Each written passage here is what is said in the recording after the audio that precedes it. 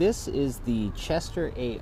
Arthur Presidential Memorial Park, and he's one of the lesser known presidents compared to some of the more famous ones, but he's got a very interesting memorial here that really reflects not so much the things he accomplished, but who he was as a person.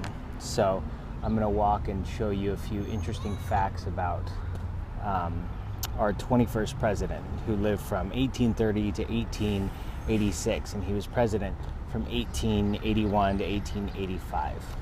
So this is a statue of Chester Arthur, and his memorial is located, if you can see behind him, it's the DC Court of Appeals. So he served as a judge at one point, but you look at the memorial and you see it's one long walkway.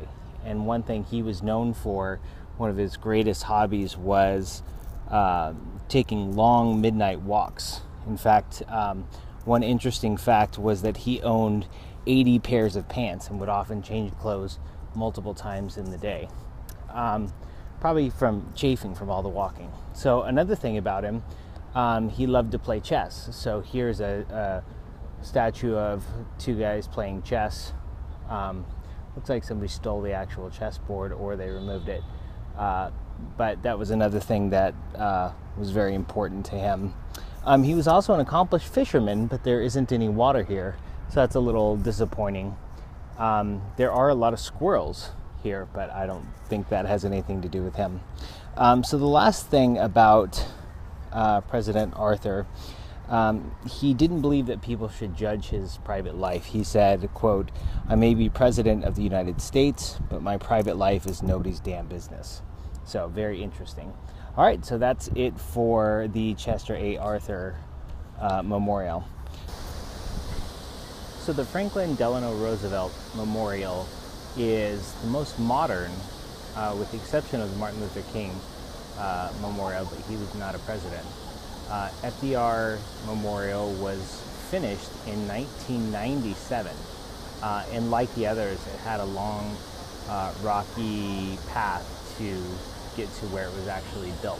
But FDR, if you're not aware, was very interesting in a number of ways. So I'm going to quickly run you through some of the more interesting ways and also show you some glimpses of his memorial, which is a lot more elaborate and shows a lot of the different aspects of his life and his presidency, much more so than the single symbols of the Lincoln or the Washington. His is more of a storyboard that you walk through. So you see over here is a statue of him, and you see he's in a wheelchair. FDR suffered from polio and was able to stand with help, but was very subconscious about this, and there's actually only a few surviving photographs of him actually in his wheelchair.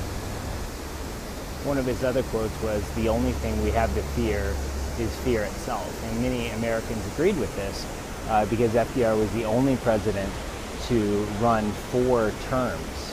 And we've limited it to 2 since then, but there was some rumor and some support from the American people of essentially making him a king at one point. So FDR was famous for a number of different programs, and just the time period America was in was part of the Great Depression, so he had worked to get them out of that. So on one occasion he said, "This generation of Americans has a rendezvous with destiny," and for the man who led the country through both the Great Depression and World War II, that was a lot to say. So here he talks about creating a new deal for the American people, which was his response to the Great Depression. So you see there's a lot of courtyards with a lot of his quotes. He also was 5th cousin to Teddy Roosevelt and was a distant cousin to his own wife, which I don't think they put that on the walls. So again, one aspect of his presidency was the Great Depression. This says, "I see 1/3 of a nation ill-housed, ill-clad, and ill-nourished."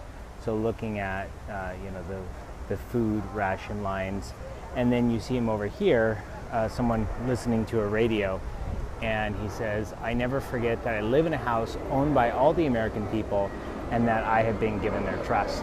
So he, at least according to the memorial, tried to keep himself grounded. So here's one of the more interesting parts of the memorial in terms of the sculpture.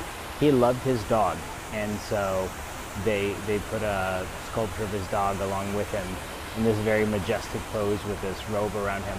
Now, some interesting things about FDR, that again, the time he was president and the length of time he was president.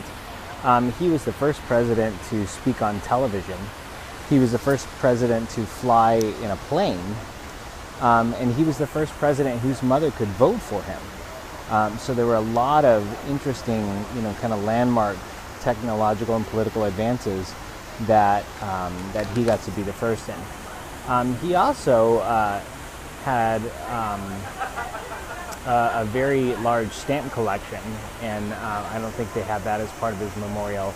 I'll have to check, but he was a very avid stamp collector.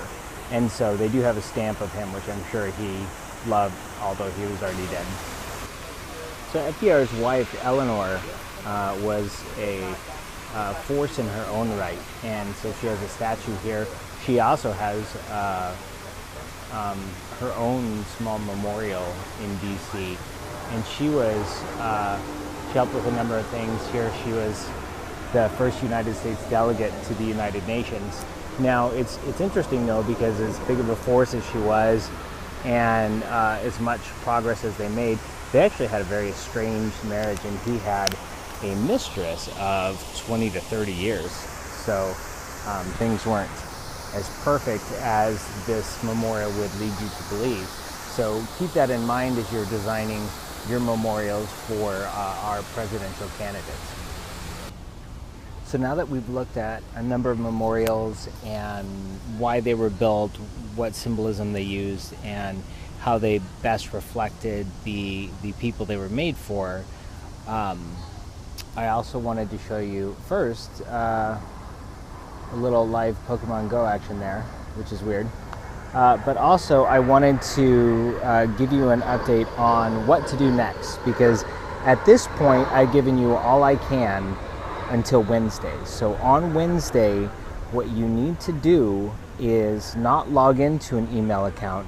You need to email the following address: UAT Project Awesome Sauce.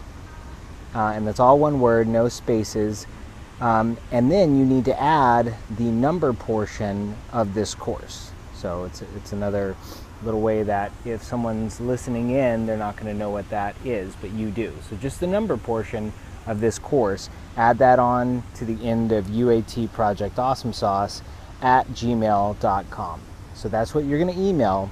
You're going to have the subject line of hashtag Project Sway the Masses, all one word. Put that as a subject line. The body of the email should be the team member names, or just your own if you're working on your own. And then you need to attach a photo of the team together or yourself at the time that you're watching it. Once you do this, I'm going to have representatives of the consulting firm. They'll be standing by, and they will get back with you immediately. So that's what you need to do next on Wednesday. If you do it before, they're not going to be there. But if you do it on Wednesday, they'll be ready to help you out. All right, good luck.